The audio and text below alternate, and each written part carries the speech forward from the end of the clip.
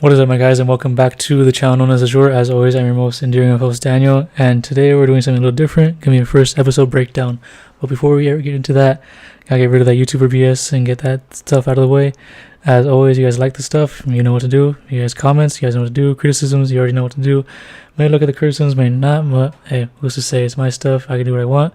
Just like it's your opinions, you can do whatever you want. But yeah, let's get into it. WandaVision episode 5. Honestly, I was imagining doing a whole season rundown of this, because that's normally what I do with TV shows like this. But this episode got to me. Like, I really needed to vet out my opinion on this and my whole rundown and talk about this to someone or somebody that might listen. And all my other friends, like, they either don't have Disney Plus, they don't watch the show, or they're just not really big old comic fans like I am, and that's fine. That's completely fine. They do their thing, I do my thing. And so yeah, let's get into it. WandaVision episode 5. I'm not gonna cover the whole scene by scene. I'm just gonna do like what I think were major important plot points, what I think is gonna spell out for the future of the series, and what might happen in the future of the MCU. So let's get into it. So first, right off the bat, Wanda made kids. Like, she legit made kids.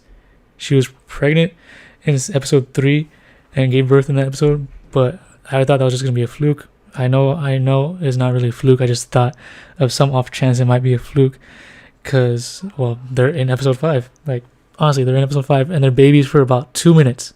Legit, they're babies for 2 minutes, and they aged up to 5-year-olds right after. And that really goes into say, like, Wanda has control but also doesn't have control of her own world that she made within Westview, which is the city. So yeah, the fact that she aged them up to 5 and she doesn't realize that she's actually doing this, rather than, well, she knows she's doing this but not to the full extent. It goes into detail more on in the episode that I'll get to later on. But yeah, Wanda and Vision have kids. Vision is starting to see the cracks in Wanda's quote-unquote reality and starting to notice little things that change. For example, when Agnes comes in, Agnes is Wanda's neighbor, guide, friend, whatever the hell you want to call her. She might be Mephisto, I don't know. I'm hoping that she actually might be, because that would explain a lot, especially the fact that she's immune to Wanda's powers, because really, they showed off really that she is immune to Wanda's powers. Like, she could literally bypass Wanda's mental manipulation like there's nothing.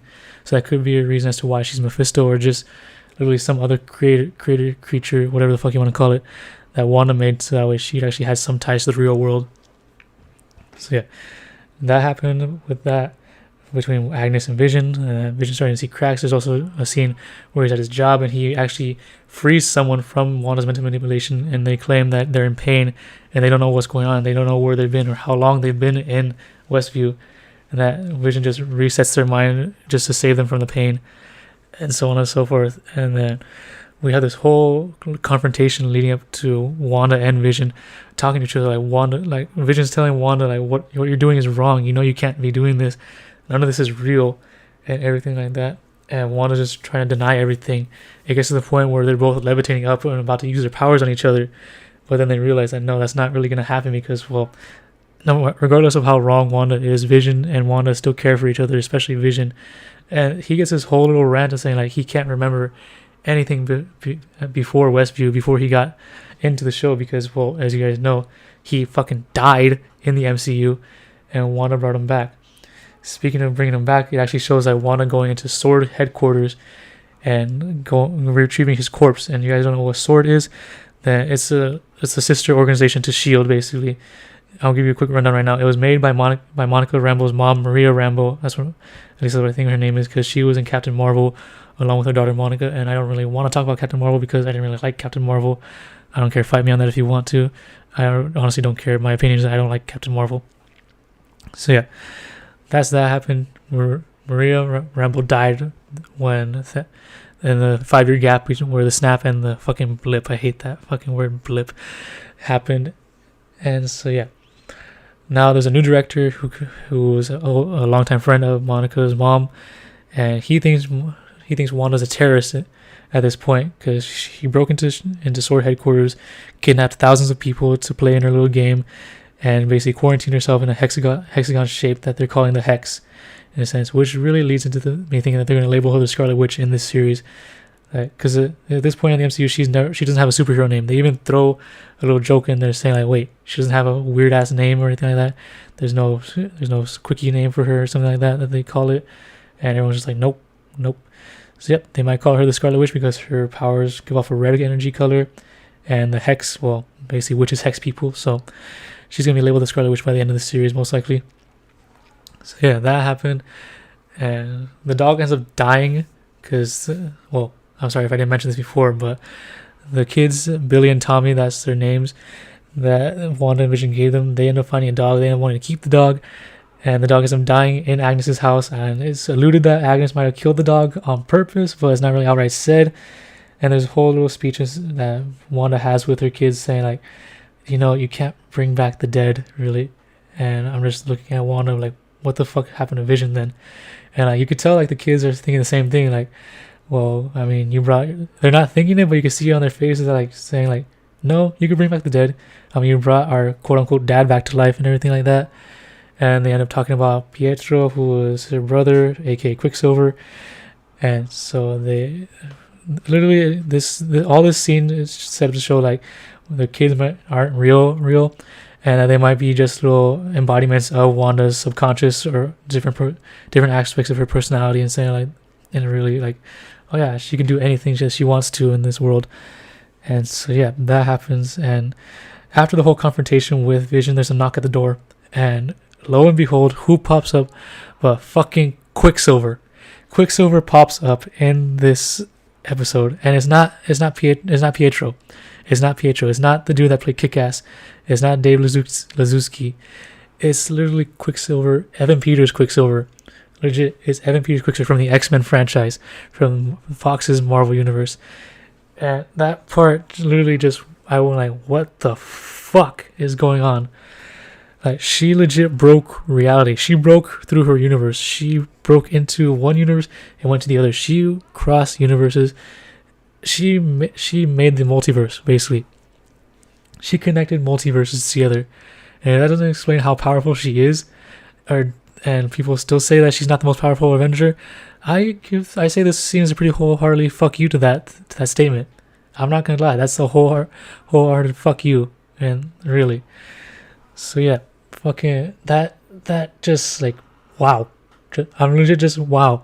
Like I knew they were gonna introduce the X-Men, the mutants, in some way or another. I didn't really think that it'd be happening this soon, though. I thought it happened in Phase 5 or something like that. But nope, it's happening now, and this is how it's happening. Wanda literally transgressed a multiverse, no, not a multiverse, a universe, to bring back her brother, at least a variation of her brother, because she calls him Pietro, because she knows that this is Peter. I'm gonna call him Peter because that's what he's called in the X-Men universe. But Darcy Lewis knows that that's not actually what Pietro looks like.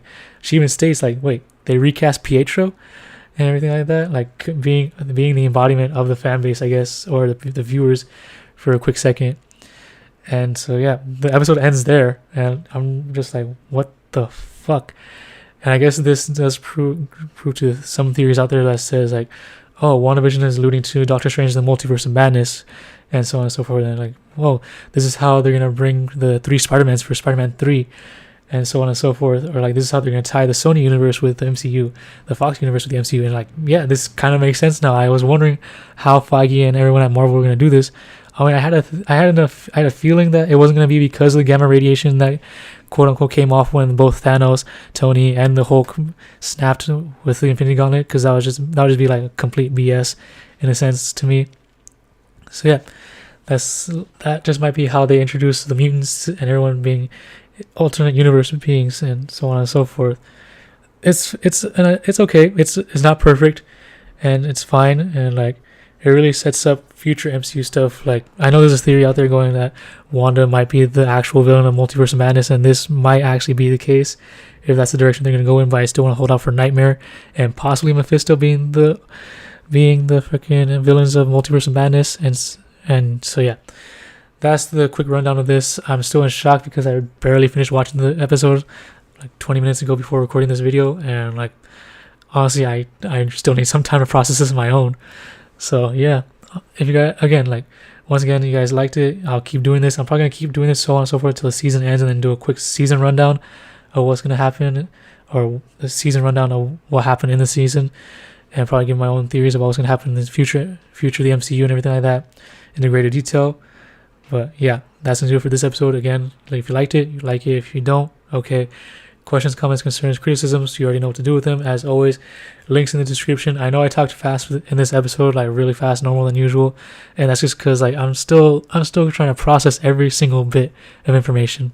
So yeah, that's gonna do it for this episode. I'll see you guys next time, and hopefully I'll be calmer. All right, bye.